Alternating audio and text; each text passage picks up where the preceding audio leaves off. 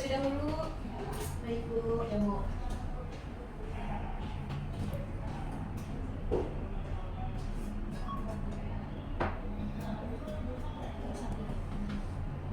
Baik, di sini saya akan membahas persediaan barang. Jadi persediaan ini hanya ada di perusahaan dagang dan manufaktur. Di perusahaan karena mereka bergerak di bidang penjualan, otomatis membutuhkan stok. Kata lain dari persediaan itu stok. Mungkin teman-teman udah tahu ya. Dalam kehidupan sehari-hari, perusahaan dagang atau manufaktur ini contohnya kayak misalkan kita jualan itu membutuhkan stok, soalnya buat pelanggan biar kalau beli apa-apa kan masa barangnya habis, biar ketahuan kalau barang habis. Jadi pentingnya persediaan itu untuk mengetahui stok yang ada di dalam gudang. Di sini ada perbedaan perusahaan dagang dan manufaktur. Dalam kegiatannya perusahaan dagang ini yang pertama ada proses bisnis. Dari mana proses bisnis ini? Perusahaan dagang ini membeli barang jadi dari pemasok dan menjualnya langsung kepada pelanggan. Mereka tidak mengubah atau memproduksi barang tersebut. Jadi ingat, yang membedakan perusahaan dagang sama manufaktur, kalau perusahaan dagang itu hanya membeli dan menjual kembali tanpa mengubah bentuk apapun. Sedangkan perusahaan manufaktur sebaliknya. Nah, yang kedua ada jenis persediaannya. Di perusahaan dagang itu hanya memiliki persediaan barang dagang yang siap dijual. Jadi nggak ada dalam proses atau bahan baku dan sebagainya. Yang ketiga ada fokus kegiatannya. Perusahaan dagang ini hanya fokus pada pembelian dan penjualan barang saja, tidak ada transaksi lain. Kita lanjut. Nah, sekarang ada perusahaan manufaktur. Di perusahaan manufaktur ini, proses bisnisnya itu mengubah bahan baku menjadi barang jadi melalui proses produksi. Mereka melakukan produksi dan pemrosesan barang.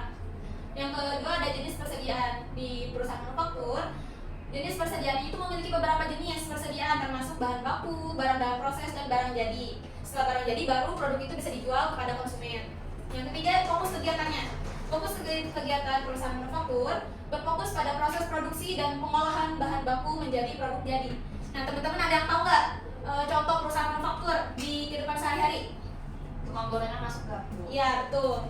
Karena dia membeli bahan seperti tepung, wortel, dan mengubah atau memprosesnya menjadi gorengan. Ya. Next. Di sini ada pengertian persediaan barang. Persediaan barang adalah sejumlah barang atau bahan baku yang dimiliki oleh perusahaan untuk memenuhi permintaan konsumen, mendukung operasi produksi, atau menjaga kelancaran proses bisnis. Untuk perusahaan manufaktur bisa berupa bahan baku, barang dalam proses, atau barang jadi. Nah, ada yang tahu nggak sih kenapa perusahaan itu harus memiliki persediaan barang selain yang tadi saya katakan? Kalau ada yang tahu boleh silakan, boleh dicari juga.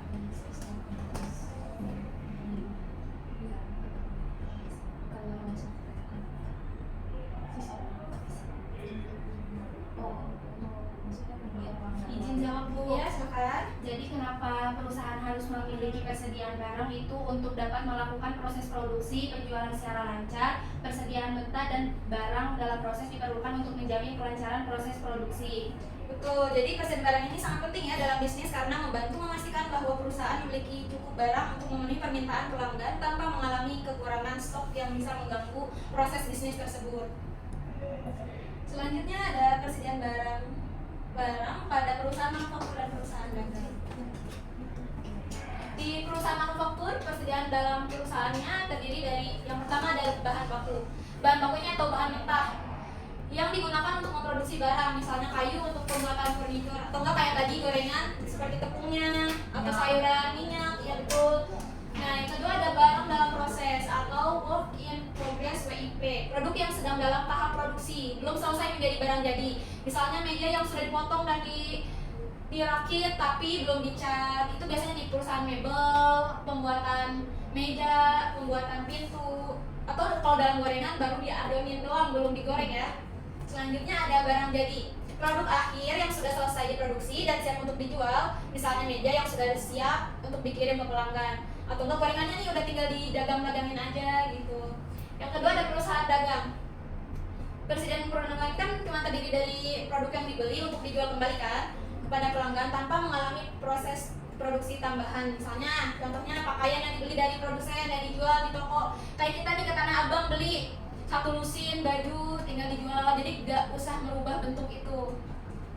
Pada perusahaan perusahaan dagang fokusnya adalah pada pembelian dan penjualan barang, jadi bukan pada proses produksi. Jadi di perusahaan dagang ini gak ada produksi. Kalau teman-teman mungkin di kantin atau ada yang koperasi atau apa kan itu barang siap jual kan, gak ada yang diproduksi gitu.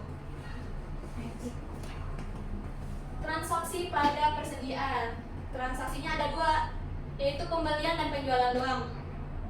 Yang kedua ada diperoleh dengan cara, yang pertama itu pembelian dan penjualan itu bisa diperoleh dengan secara tunai atau dengan kredit. Nanti akan mempengaruhi bagaimana kita mencatat ke dalam jurnal. Next, kita masuk ke dalam metode pencatatan persediaan. Metode pencatatan itu terbagi menjadi dua. Yang pertama ada periodik dan yang pertama ada periodik, yang kedua ada pencatatan perpetual.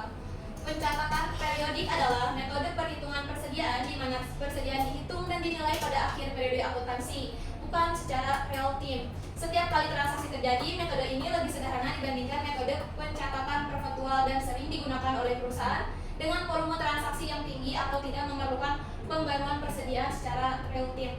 Kalau di Alfamart atau apa kan mungkin lebih ke perpetual ya, soalnya kan stoknya mungkin lebih sering habis. Kalau itu stoknya yang masih aman-aman aja gitu. Jadi kayak di akhir. Kayak mungkin kalau stok barang itu kayak apa ya? Kayak buku mungkin atau enggak motor. Jadi kan enggak setiap periode harus dicatat transaksinya. Yang kedua ada metode perpetual. Pada pencatatan perpetual, metode perhitungan persediaan yang memperbarui catatan persediaan secara real time setiap kali ada transaksi pembelian atau penjualan. Metode ini memberikan informasi yang selalu terkini tentang jumlah dan nilai persediaan, memungkinkan pemantauan yang lebih akurat dan pengendalian persediaan yang lebih baik. Tapi yang lebih sering digunakan biasanya periodik ya. Cara menghitung persediaan.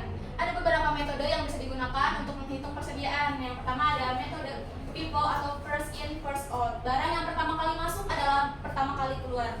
Dalam metode ini, persediaan akhir dihitung berdasarkan biaya barang terbaru yang masuk. Jadi, barang yang pertama kali masuk itu yang pertama kali dikeluarkan. Soal kita menitipkan, misalkan gudang beras. Yang pertama kali masuk, berasnya biar nggak rusak, jadi dikeluarin terlebih dahulu. Yang kedua ada metode LIFO atau last in first out. Barang yang terakhir kali masuk adalah yang pertama kali keluar. Jadi udah terakhir banget masuk itu yang pertama kali keluar. Jadi kayak kita di gudang mungkin barang udah kan semua, yang terakhir kita masukin berarti itu yang pertama kali kita jual.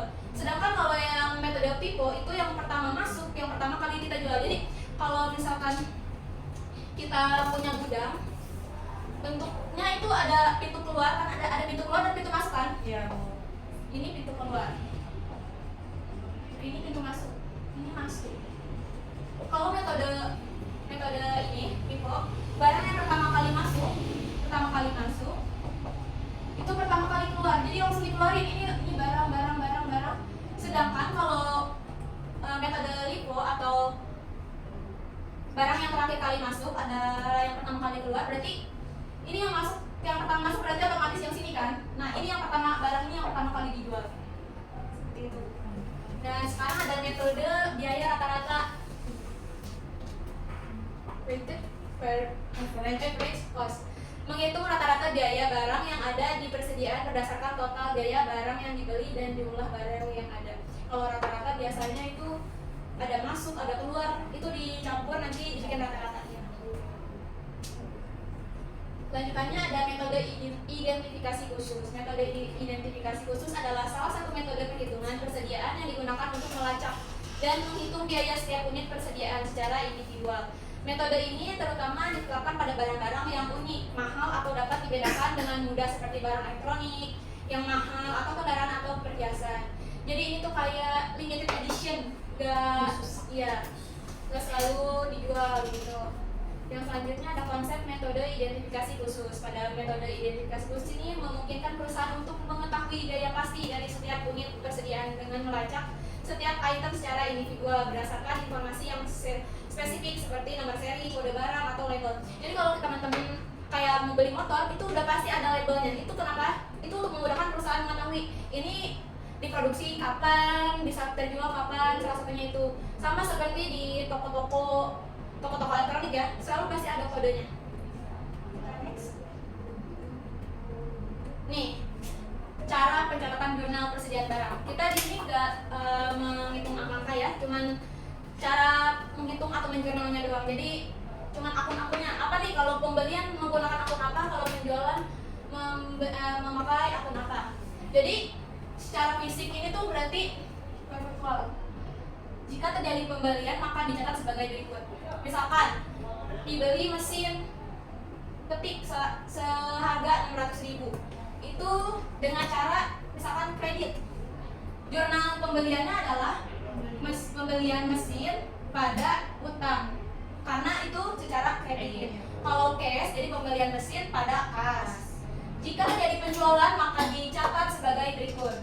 Jurnal penjualannya itu misalkan kita menjual, kita bergerak di bidang apa yang udah dijual ya teman-teman, kira-kira apa? Lemari. Ya, kita misalkan menjual lemari, dijual lemari kitchen set misalkan secara kredit atau piutang sebesar 1 juta. Jadi kalau piutang itu masuk ke piutang dagang pada penjualan.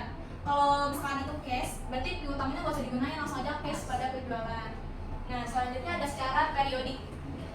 Ini terjadi jika terjadi pembelian maka dicatat sebagai berikut. Jurnal pembeliannya ada persediaan barang dagang, ada utang, ada kas. Persediaan barang misalnya obat-obatan atau apa. Jika terjadi persediaan nanti dicatatnya seperti ini, persediaan barang dagang pada utang atau kas, tergantung ini cash atau utang atau kredit. Selanjutnya jika terjadi penjualan maka dicatat sebagai berikut. Jurnal penjualannya itu kas atau piutang pada penjualan, ada harga pokok atau HPP pada persediaan barang dagang. Jadi kalau kita ngejual otomatis harga pokoknya beda dan persediaan di gudang juga berkurang. Jadinya ini harus dihitung. Ada yang ingin ditanyakan mungkin? Kalau nggak ada, lanjut kita lanjut. Ada Bu. Nah, kesimpulannya ya. Kesimpulan, memilih metode perhitungan dan pencatatan persediaan yang tepat bergantung pada jenis perusahaan, sifat barang, dan kebutuhan informasi. Jadi memilih metode itu tergantung perusahaan apa. Jadi kita nggak bisa nih, ini kita pakai ini aja ya, metode LIFO atau nggak pakai metode FIFO. Ternyata kita jual buah, jadi yang udah terakhir baru kita jual, nanti busuk kalau kayak gitu. Selanjutnya ada perusahaan dagang. Perusahaan dagang dan manufaktur memiliki kebutuhan yang berbeda dalam hal pengelolaan persediaan, dengan perusahaan dagang fokus pada barang dagangan dan perusahaan manufaktur mengelola berbagai jenis persediaan termasuk bahan baku dan barang setengah jadi. Metode LIFO, FIFO, biaya rata-rata, dan identitas khusus menawarkan cara yang berbeda untuk menghitung nilai persediaan dan biaya barang yang terjual, sedangkan metode pencatatan periodik dan perpetual menjajakan pendekatan yang berbeda dalam pembaruan informasi persediaan. Pilihlah metode yang harus disesuaikan dengan kebutuhan spesifik perusahaan dan tujuan laporan keuangan mereka. Memahami dan menerapkan metode yang sesuai dapat membantu perusahaan dalam mengoptimalkan persediaan, mengurangi biaya, dan meningkatkan efisiensi operasional. Mungkin itu aja yang bisa Ibu sampaikan. Jika ada pertanyaan atau lainnya? Cukup. Oh iya, ini saya belum absen tadi ya.